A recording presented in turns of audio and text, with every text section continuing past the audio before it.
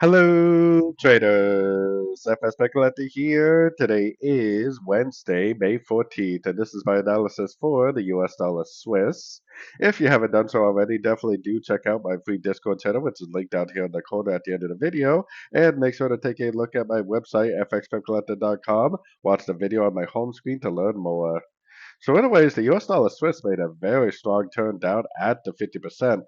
And looking at the correlated US dollar pairs, especially the DXY US dollar index, I think this is very likely the end of an ABC, the end of a pullback, which was a pullback correction to this last move down. So if that's true, then this now on the 4-hour time frame should be making lower lows, lower highs, and most likely will take out the previous lows.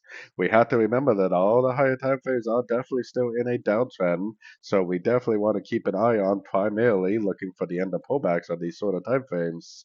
Going down to the 1-hour time frame, I mean, we definitely are kind of getting to an area of resistance in here, or an area of support that is. So hopefully it does bounce. I mean, it may not bounce, it may just keep on going, but if we do get a nice little bounce, that's great news for us because at the end of that bounce, especially if it's a three-way pullback, that's where I would be looking to go short again. Because if this really is the end of an ABC correction, then this should be making lower lows, lower highs on the 4-hour. If it's making lower lows, lower highs on the 4-hour, that means that anytime we see a move to the upside, we need to assume it's just a pullback within a downtrend and that it's nothing more than an opportunity to go short again for the continuation of the downtrend. So anyways, don't forget to like and subscribe. And as always, thank you for watching and happy trading.